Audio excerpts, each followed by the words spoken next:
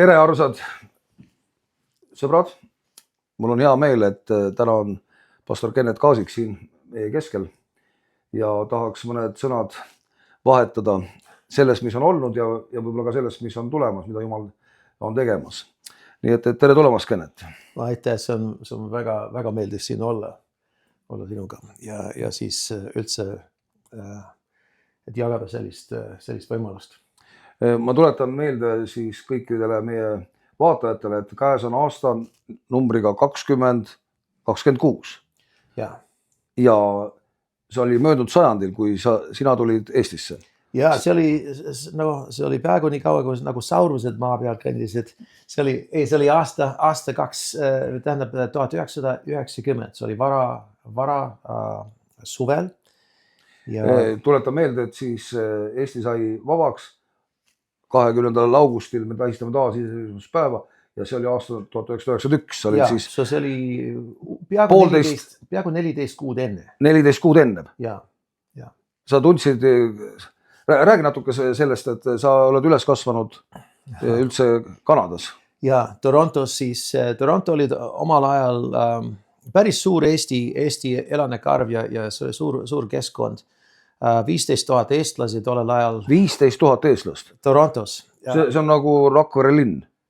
Ja, peaaegu Haapsalu, Rakvere, aga siis see, ütleme nagu terve USA sellel ajal oli 20 000, so see Toronto linn oli peaaegu sama palju eestlasi kui terves Ameerika Ühendriikides. Ja need eestlased olid igasugustes positsioonides.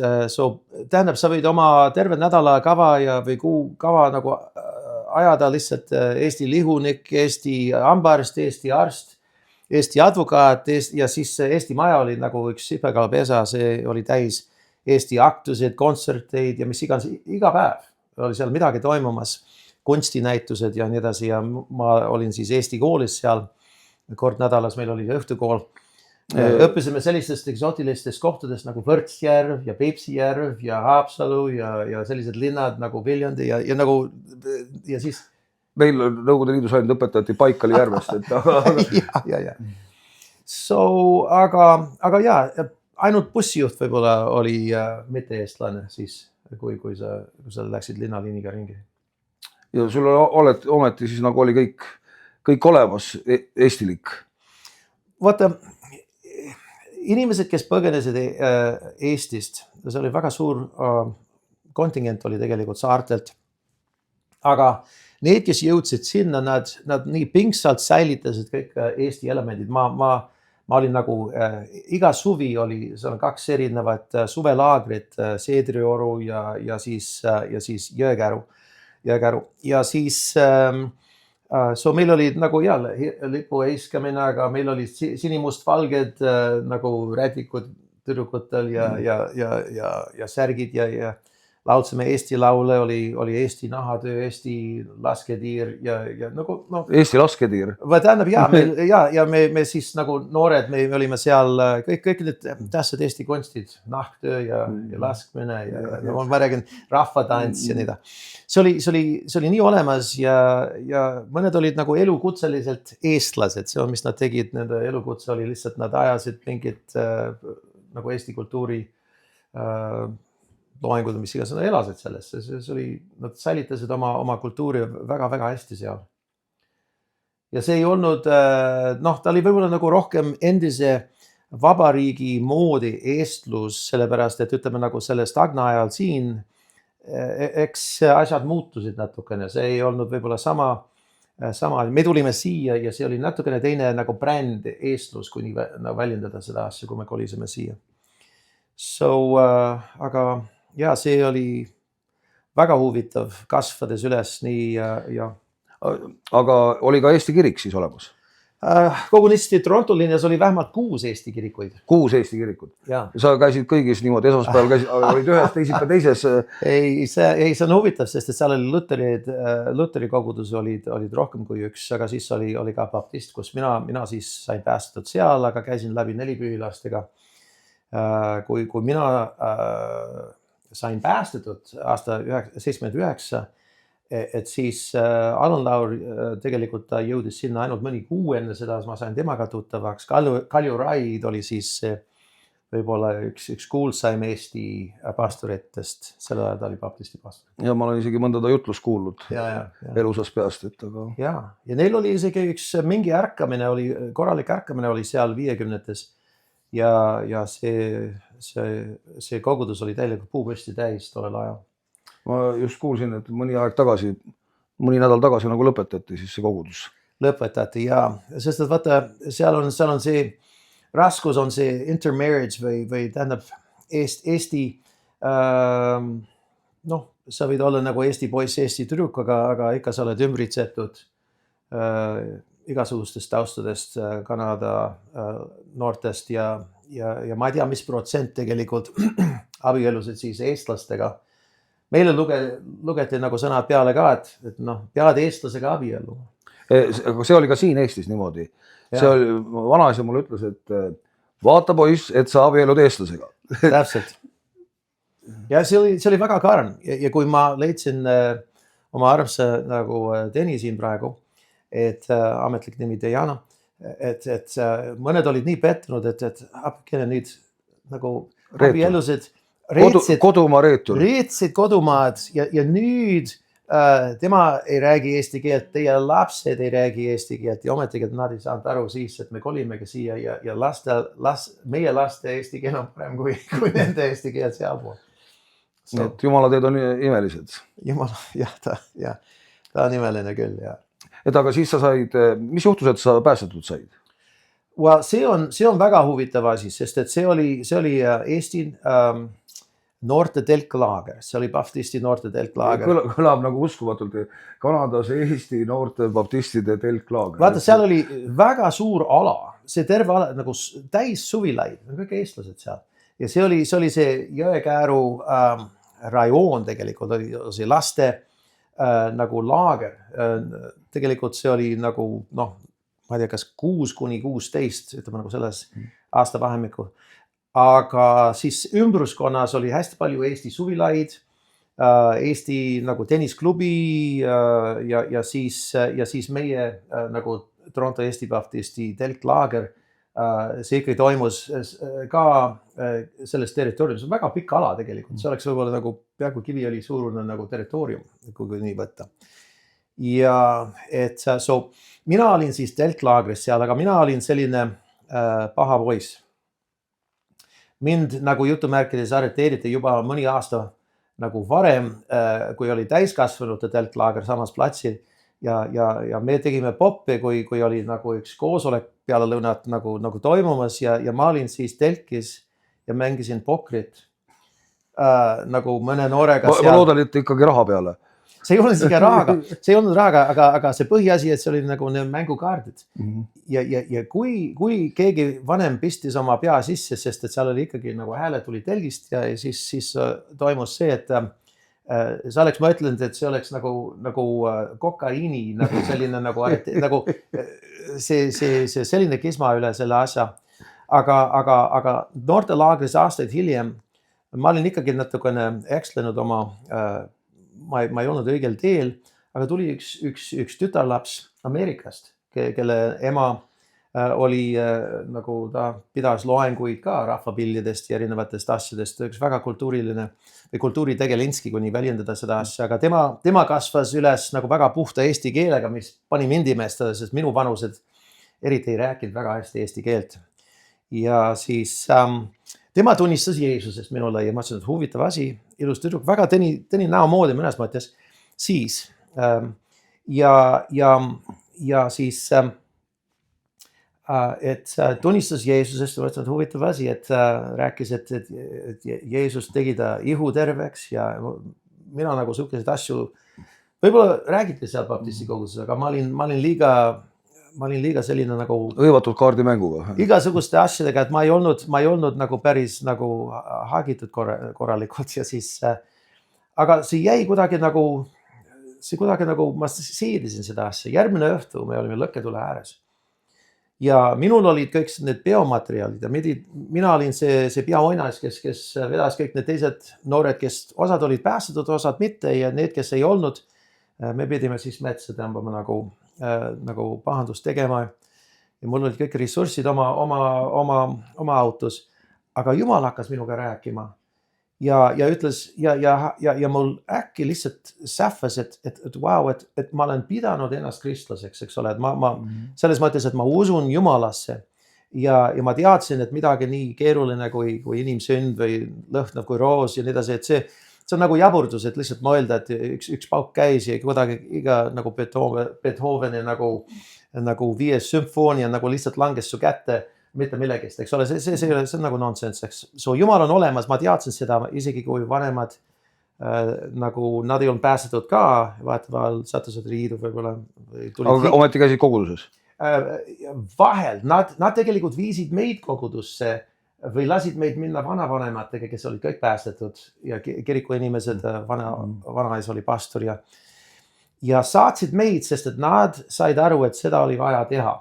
Aga nad ise ei läinud, vahel läksid, aga vahel lihtsalt jätsid meid või lasid meid vanematega minna. Ja siis, mis oli huvitav siis on, et ma kasvasin kirikus üles, aga ma olin nagu Jumala kartlik mingil moel. Enne kui ma sõitsin 150-ga keset linna, ma palusin, et Jumal hoiaks mind, et ma ei satuks avariisse või kui vanemad olid välja õhtul liiga hilja, siis ma palusin, et Jumal kaitseks neid ja tooks nad kenasti koju. So ma palusin, aga ma ei olnud uut sündi läbi elanud, Jeesus ei olnud nagu issand mul. So see õhtu ma siis nagu Jumal nagu konfronteeris mind nii armsalt ja ütles, et sa oled kutsunud ennast kristlaseks kõik see aeg. Ometigi tead, mis ma läksin Billy Grahami krusaadi aastaid varem, läksin ette isegi, aga midagi nagu ei haakunud siis. Nüüd mõni aasta hiljem, 5 aastat hiljem ma olin lõkketule ääres ja ma sain aru, et tegelikult ja Jumala vaim kõnetas mind, ütles, et see tüdruk, ta kutsub ennast kristlaseks, aga ta elab seda elu. Sina kutsud ennast kristlaseks ja sa ei ole isegi kõige püsemat näppu tõstnud selleks, et järgida mind. Ja ma parasin meelt. Sa samas. Keegi ei saanud aru, nad laulsid lõkkelaule. Mina plaanisin suurt retke metsa ja mõne minuti pärast ma olin meelt parandamas seal. Keegi ei saanud aru, mis oli toimus. Keegi isegi ei kutsunud ette ega Jumal ise rääkis? Jumal ise rääkis. Ma ei tea, kas nad oleks julgenud mind ette kutsuda, sest et ma olin halb mõju lihtsalt. Ma arvan, et nagu, kui see oleks editabel, et kes oleks kõige tõenäolisemalt päästetud saanud ja kes kõige vähemalt nagu sinu aktsia mina läks kuskil seal põhjas aga ma tegin selle otsuse ja ma lihtsalt omamoodi, ma lihtsalt olin selline realita ja ma ütlesin, et isa, või ma ütlesin, et Jumal, sellele ma ütlesin, Jumal, võta mu elu rooliratta kätte ja ma annan selle su kätte ja see oligi kõik. Ma sain, kõik muutus seespoolt. Uskumatu lugu. Ja, kõik muutus seespoolt nii palju, et kui see laul oli ja see kõik see lõkketule nagu koosolek oli läbi, mu sõbrad tulid mu juurde ja ütlesid, et tead, paneme minema. Ja ma ütlesin neile, et kuule, te võite minna kus tahes, aga mina küll ei lähe. Ja ma ei andnud oma varustus neile kätte. Ma ütlesin, et ma olen teist teed ja ma seletasin selle tüdrukule siis, nimi oli Elo ja ta oli USA-st ja siis, et tema tunnistuse kaudu nagu see lavastas seda kõike ja siis ma läksin temaga rääkima, ütlesin, vaata, mis toimus muga täna õhtu ja siis ta ütles mulle, et sa said uut sündi täna õhtu, sa said pääseda. Ma ütlesin, et ma ei tea, kas see on võimalik, ma olen alati uskunud Jumalasse, ma olin nii kõki-mõki, ma ei saanud aru, mis üldse. Ma lihtsalt teadsin, ma tundsin niivõrd hea, et elu ei ole, et see on nagu, oleks ma teadnud, et see päästmise palve oleks seda saavutanud, ma arvasin, et mul oli hea elu, aga tegelikult ma toitusin nagu koera toidu Rootsi laua nagu taga kõik need teismelised aastad, vaat nii. Ja siis kohtusid Jeesusega? Kohtusin ja mul on üks vanem vend seal, kes oli päästetud ja elas nagu hästi, sest et seal on mõned nagu väga tored noored, kes elasid õieti. Üks ütles mulle, et tead, nüüd tema oli ainuke, kes uskus, et ma sain päästetud. Teised arvasid, et ma tegin selle triki, et saada selle tüdruku endale. See on nagu selline Sauluse variant niimoodi, et keegi ei uskud, et ta võib pöörduda. Jaa, sest arvas, et vaata, see kaasik on igavene, vaata, mis sigadust ta nüüd ajab, et ta tegi seda lihtsalt trikki, et lihtsalt, et selle tüdruku saada. ja ometigi see ei tulnud pähegi ja see oli ehtne, aga see üks vend, Hillar oli ta nimi, ta oli nagu vanemaks vennaks mul tükk aega seal. Tema ütles mulle, mine jumala sõnasse ära kunagi välja tule, lihtsalt hüppa nagu käed-jalad sisse ja ma tegin seda mingi asja pärast. Ja ma kasvasin nagu jutumärkis nagu umbroht, lihtsalt kasvasin nagu hästi kiiresti. Aga sul tekkis huvi hakata lugeda? Ma ei saanud piibli maha panna. Ma olin ülikoolis siis juba nagu Toronto ülikoolis ja mul oli nagu raske isegi oma töödega toime tulla, sest et ma ei tahtnud muud midagi teha, kui lihtsalt piiblit lugeda. Ja mu vanemad olid nii mures üle selle asja, et ma ütlesin, et appikene, et nagu nad vahepeal said päästetud just eelnevat enne seda. Natukene enne seda. Ja nad ei olnud väga nagu küpsed vaimulikud, aga siis üks tunnistas niiviisi, et wow, nagu peaaegu hullem nüüd praegu, kui sa olid oma vanas elus. Sest ma olin nii, ma ei tahtnud midagi muud teha, kui piiblit lugeda. Ma olin nii nagu ükskülgne, ma olin tennise nagu treener, mängisin turneere ja palju teisi sporte ka samal, ma olin nagu rohkem spordiinimene. Ja ka maleturniiris on nagu veidri kombinatsioon. Malet ja tennist? Ja, mõlemad nagu riigi tasandil, nagu kui nii võtta. Ja siis, aga kui see toimus, ma ei tahtnud ei jõusaale minna, ma ei tahtnud, mitte kohe, ma siis jätkasin sellega loomulikult, aga mul oli nii huvi lihtsalt piibli järgi. Lihtsalt see nälg Jumala kohta oli massiivne. Tundub, et see, mis sa teed kirega? Ja sellepärast mu vanemad olid mures ka, sest kui mul oli mingi hobi, ma olid nagu käed-jalad viskasid ennast selle sisse, et saada nagu teha seda hästi aga nüüd see olukord, nad mõtlesid, et wow, et kui ta paneb ennast nagu luku taga ja muudkui palvetab või on sõnas, nagu see ei olnud päris nii, aga see tundus neile nii. Ja mul oli nagu väga hea sõprusringkond nagu usus nüüd ja meil oli nagu väga, me saime tihedalt kokku, me palvetasime koos, me olime põlveli kohvilaua ääres ja tõstsime käed ja lihtsalt kiitsime Jumalat ja see oli esimene kord, kus ma kogesin Jumala osadust säärasel viisil, sest et sul oli 3 inimest ümber kohvilaua, tõstad oma käed Jumala poole ja Jumala vaim võib langeda tugevamini, kui oled võib-olla 1000-ga nagu saalis, kus inimesed on lihtsalt nagu kuidagi ükskõiksed seal soendamas pinke. See oli huvitav. See muutis mu elu väga radikaalselt seal algul. Lugesid eesti või ingliskeelset piiblit? Mis oli huvitav siin oli tegelikult, et see oli ingliskeelne enamasti, aga loomulikult nagu mõned need vanemad eestlased andsid mulle eesti piibel kätte ja ma hakkasin seda lugema. Ja mõned ütlesid, et kuule Kaasik, kui sa tahad tõesti nagu kõige kirgsama nagu kontingendiga kokku saada, tead, mis sul on vaja teha? Sul on vaja pensionärid otsida välja ja minna Toronto Eesti Baptisti pensionäride koosolekule. Mõtlesin, et wow, see on huvitav asi. See sama tüdruk viis nagu ta hakkas kohe nagu pani mind nagu tööle vaimulikult. Me läksime külastama vanu inimese haiglas. Ja enne ma ei oleks teadnud nagu täpselt, kuidas mingit sügavat juttu rääkida, nagu väga vana inimestega, nagu mu vanavanematega loomulikult rääkisin, aga vanaisa oli väga vaikne ja seal oli väga palju juttu oldud. Teine vanaisa, ta suri enne, kui ma sündisin. Aga mis oli huvitav siin, oli, kui ma sain pensionäridega kokku seal, et nad olid nii, esmalt nad olid kirksad Jumala juures, selline armastus ja selline naer, nutt, kõik see kirg, mis neil on piibli kohta, Jumala kohta, see oli ikkagi tagant vaadates, see oli üks tõeline kõrghetk tegelikult või kõrg nagu tippkoht. Ja isegi, sest ma arvan, et isegi mõned töötegijad tänapäeval, see on muutunud nii ammetiks. Inimene lihtsalt teeb oma töö ja teeb võib-olla hästi ka, aga need vanemad inimesed olid täielikult armunud Jeesusega. Ja kui ma ilmusin sinna, need olid kõik nagu mesilased minu ümber, nagu mesilased õie ümber, saad aru, et siin on mingisugune teismeline nagu pikkade juustega, sul olid pikad juuksed ka veel? Väga pikad siis sellel ajal ja ma olin nagu kõige selle otsas, ma olin nagu kontserte nagu rokkplaatide koguja ja müüsin kontsertipiletid ka nagu see ei olnud nagu tennis, male, kontserdipiletid, rokkplaadid. Kõik, see oli nagu. Sõitsid autoga kiiresti?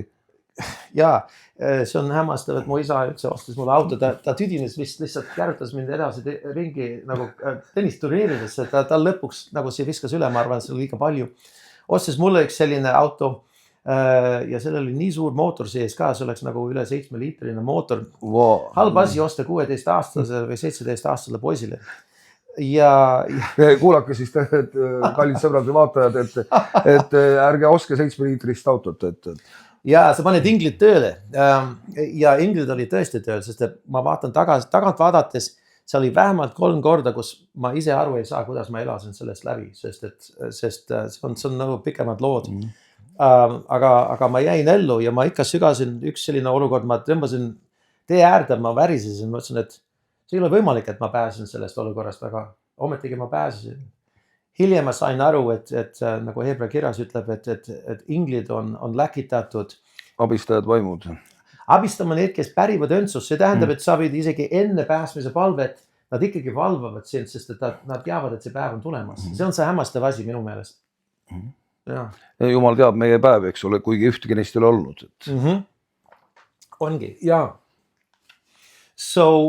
Aga need pensionärid siis nagu, need olid nagu mõnes mõttes nagu muutsid nagu, mul oli terve saali täis vanavanemaid ja nad armastasid mind, nad panid mind paluma ka, ma ei teadnud kuidas ja ma pidin siis nagu eesti keeles paluma loomulikult, see asi hakkas ja keegi andis mulle eesti keele piibli ja ütleme nagu see hakkas vähemalt vaikselt tööd tegema, et lappida kokku, sest ma läksin lasteaeda 5-aastasena.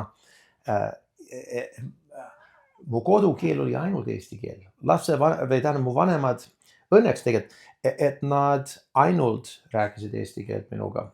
Nii, et nad mõtlesid, et kui ma nüüd ei õpi selle keele, siis hiljem naljad ei tule. Ma läksin lasteaeda 5-aastaselt ja mina peaaegu üldse ei rääkinud inglise keelt üldse. Ma isegi mäletan natukene, kus lapsed tegid nalja minust nagu kooli ajas, sest et nad ei saanud aru, millest ta räägib. Mis pudru ma räägin siin praegu, jah. Huvitav. Ja. Siis sa olid ümbritsetud siis vanematest inimestest, kes panid kõik oma armastuse ja hoole tõenäoliselt ka oma eespalvet sinu peale.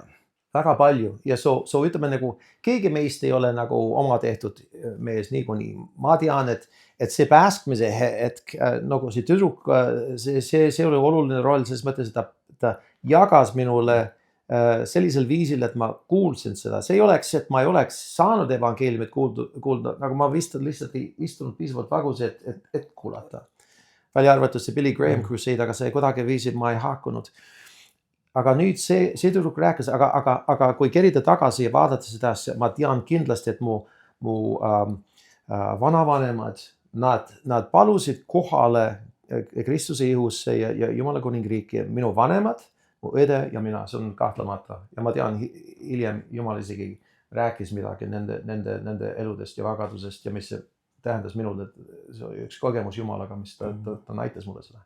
Nii et alati tuleks palvetada, mitte tüdida. Alati. Isegi kui sa ei näe ega tea.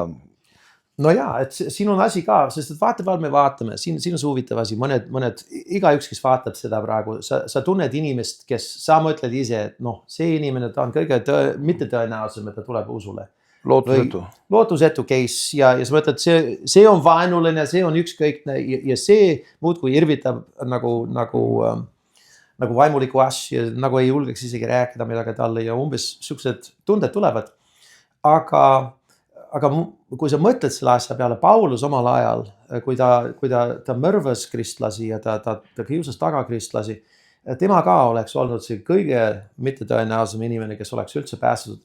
Aga ta mitte ainult sai päästetud, ta siis sai kõige suuremaks Jumala agendiks tegelikult. Ja sellepärast ma arvan, et meil on vaja sihtida välja inimesed, kes paistavad vastupidiselt ja ütlevad, okei, Jumal, issand, nüüd ma toon su ette üks paras case. üks paras selline Tegelinski, üks paras selline mittetõenäoline inimene ja nüüd ma tean, sa saad sellega hakkama, ma annan selle su kätte, hakka tegelema temaga.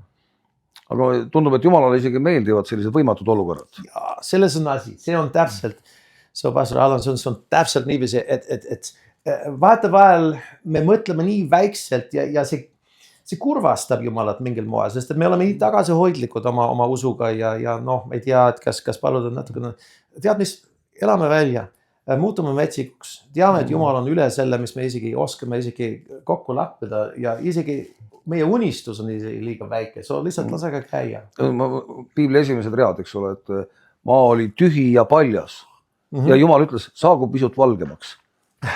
ja, no ongi, selles on asi, et saagu pisut valgemaks.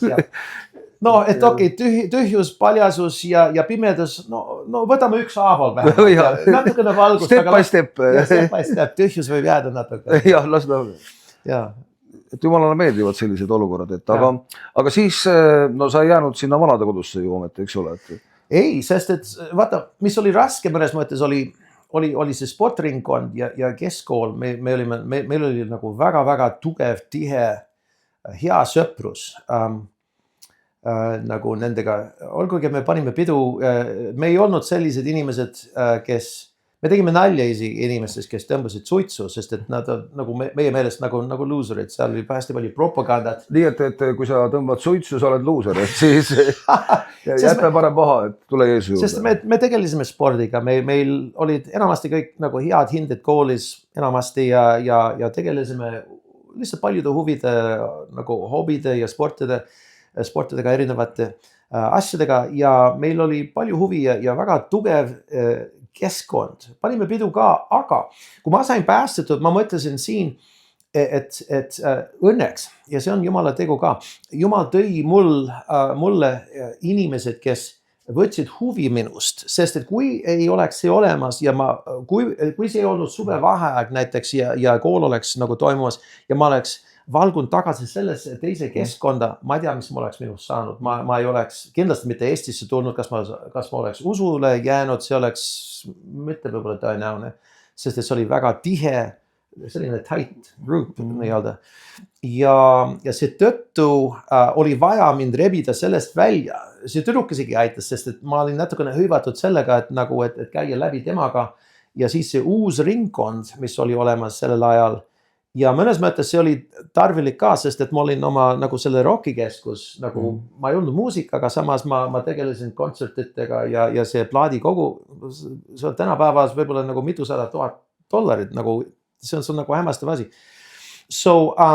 Aga ma tulin sellest välja ja ma mõtlen, et see muusika, et nagu noh, et ma tulin pääsmiselt sellest laagrist tagasi ja ma panin üks tavaline, nagu ma tuleks ise, ma panin plaat peale, fonograafid tollel ajal. Aga kuidagi viisi miski nagu kriipis. See on huvitav asi. Ei haakunud enam. See tundus nagu ei läinud peale. Ma mõtlesin, et kas ma olen väsin, kas ma tujun veider või mis iga, ma viskasin selle, panin ümbrisesse, võtsin järgmise välja, panin see peale. Huvitav asi, see nagu kuidagi ei lähe. Ma sain uut sündi ja oli juba nagu midagi toimus siin ja mõtlesin, et huvitav asi, et ma panin selle tagasi ümbrisesse ka ja mõtlesin, et hiljem ma sain aru, et väga paljud neist, nad on täielikult nagu nõiakunsti või must. Mõjutatud selle maailma vaimu. Ja nad on väga-väga seotud väga mustade jõududega. Ja mõnes mõttes ma isegi natukest aja pärast, kui ma läksin juba piiblikooli ja kuulsin, et on rohkem selle nagu asjade taustast, inimesed olid, kes jagasid sellest asjast, evangelistid. Ja ma mõtlesin ise ka, nüüd ma saan aru, mille pärast ma mõtlesin, et see on isegi ohtlikum mõnes mõttes, et süveneda sellesse maailma, kui et lihtsalt tegeleda teiste nagu mängida tennist või alkoholiga näiteks või midagi niiviisi. Sest et ma mõtlesin, et see on salakavalam, sest et see on ikkagi vaimumaailmaga, nagu see on seotud sellisel viisil, et see hakkab mängima inimese ta hinge ja vaimuga. Väga huvitav, sa ütlesid, et sa tulid koju laagrist, sa ei olnud käinud üheski piiblitunnis, üheski seminaris ja sa juba tundsid, et see kuidagi ei ole see. ja see oli, kohe oli midagi nagu teistmoodi seespoolt, sest et jälle nagu 2 Korintlaste 5:17, see, kes on Kristuses, ta on uus loodu. No mina olin ikkagi sama pikkade juustega, ikkagi paistsin nagu ma paistsin, aga seespidiselt oli asi oluliselt teine.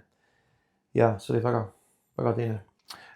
Siis tähendab, inimesel tõenäoliselt on mingit aega tarvis, et vahetada keskkonda, et see nagu saviplönn, ta pannakse ahju, ta on teatud aeg ahjus, et saab tugev tellis, eks ole. Ja. Et sul oli vajalik sellist nagu muutus siis, et... Ja vaata see tüdruk siis jälle, ta kutsus mind 5 päeva hiljem, seal oli üks osadusgrupp, mina isegi ei teadnud, mis see rakugrupp või osadusgrupp on, et ma tean, mis rakk on, ma tean, mis grupp on, aga rakugrupp, mis see siis on? Ja siis läksin sinna ja kogesin esmakordselt ka, et see oli, tegelikult see oli Alan Larry kogudus Torontos, siis sellel ajal, see oli Nelipüü rühmas. Hiljem ma kohtusin Märt Vähiga ja Harri Leesmand, kes tulid sinna aeg-ajalt jagama, ka isegi Toronto baptisti kogudusse. Ja siis see on huvitav, sest et ma kuulsin nagu kooruse laule, keegi mängis kitarri seal ja see oli täielikult uus keskkond. Ja see oli väga huvitav. Ja siis sa ütlesid sõna piiblikool. Ja. So mina siis hiljem, ma ei olnud lõpetanud Toronto ülikooli veel. Ja keset seda aega Jumal ütles... Toronto ülikoolis sa õppisid?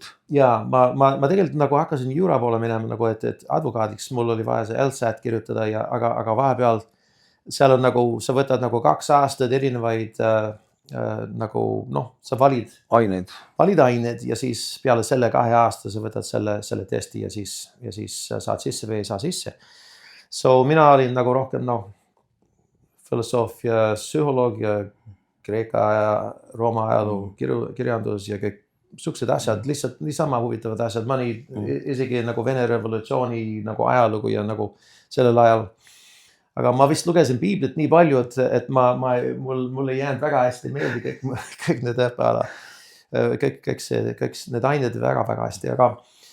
Aga Jumal keset, peale ma olin 2. aasta keskel, Jumal hakkas tegelema minuga, et minna piiblikooli.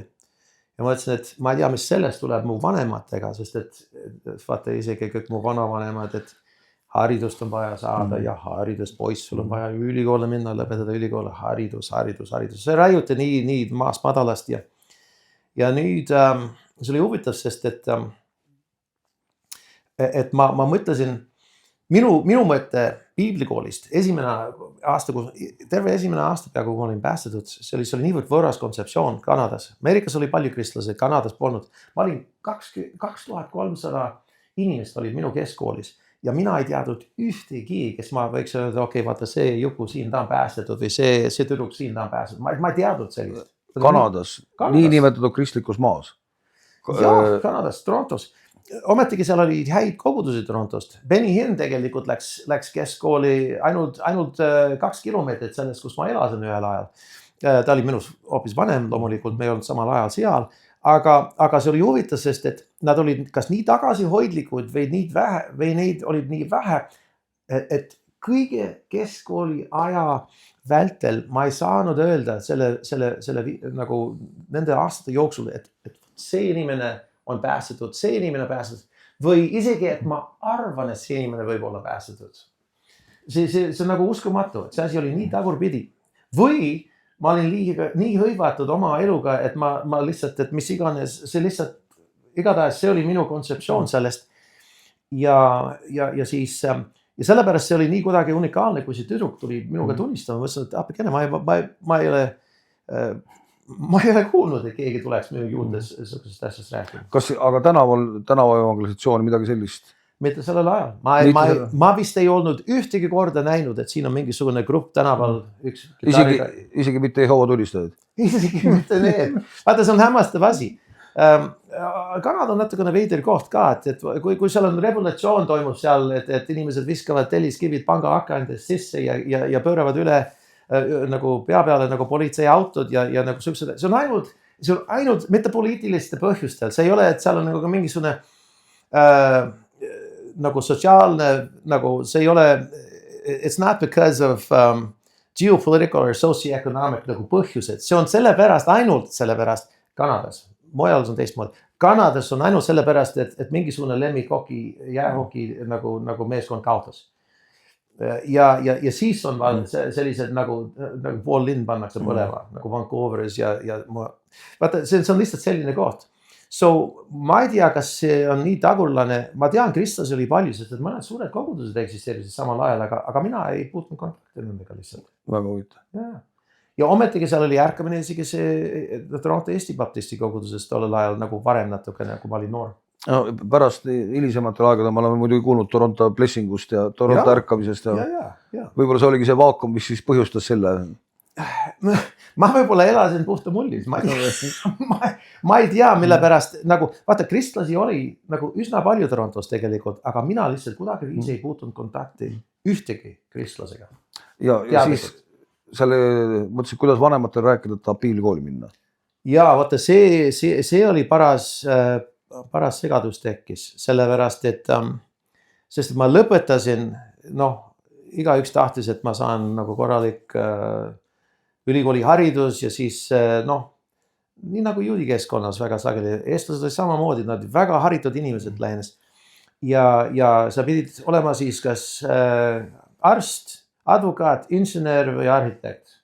Nagu teist valikut eriti palju polnud, nagu ütleme, nagu ma räägin nagu üks teatud keskkond seal ja neid oli palju tegelikult positsioonis sedasi.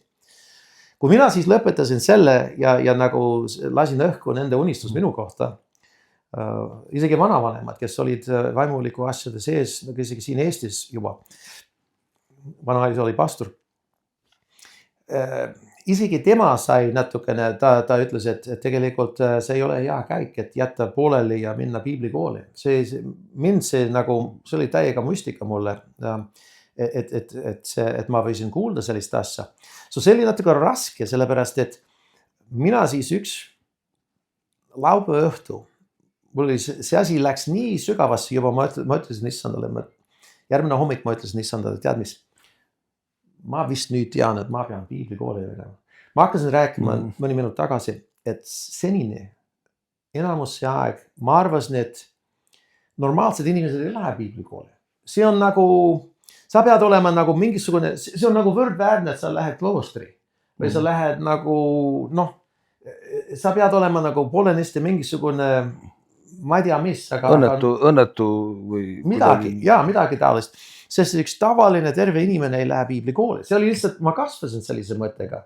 See oli, mismoodi ma mõtlesin. Aga see oli nagu siis niisugune väliseesti mõtteviis või? Mingil moel, sest et vaata isegi selles samas ringkonnas, need, kes ei olnud päästetud baptisti koguduses, kui nad hiljem said aru, et Kaasik läheb piiblikooli, see on nagu silmad nagu praepandid, et tõesti, tema ka läheb piiblikooli. Tundsid nagu haletsust, kaastunnet su vastu? Ma arvan, et nagu rohkem, nad olid nagu šokis rohkem, sest et ma olin nagu rohkem see halb mõju ja nüüd ma olin nagu see fanaat, eks ole. See vaimulik fanaatik selline. Ja tegelikult ma ikkagi mängisin nagu jäähokit nendega ja ikkagi nagu tegelikult nagu ma ei olnud päriselt nagu imelikuks muutunud, aga see külg oli nagu imelik ja nagu etteaimamata, et keegi võiks sellise kontrasti teha. Ja kui mu vanemad siis said aru, ma ütlesin sama hommik, pühapäeva hommik, ma ütlesin, et ma vist lähen piiblikooli. Ma ütlesin, issand, sa võid kinnitada seda, aga mul on selline tunne, ma lähen piiblikooli. Peale koosolekut, Toronto Eesti Baptisti kogudus, üks naisterahvas, Salme nimi, armas inimene, ta tuli ja ta oli nagu kuulus mõnes mõttes, aeg-ajalt ta hakkas profeteerima ja kui ta Baptisti koguduses? Kui ta hakkas profeteerima, siis see orele mängija mängis tast üle. Ja mis siis tegi pastor Kalju Raid?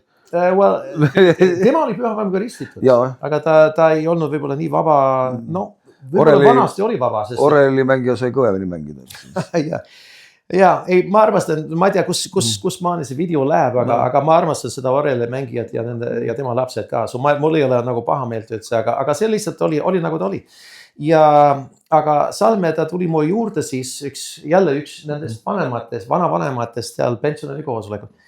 tema tuli mu juurde ja Jumala vaim langes tema peale ja ta nagu värises seal ja prohveteeris mulle, ta ütles, et sina lähed piiblikooli ja sinust saab täispastor.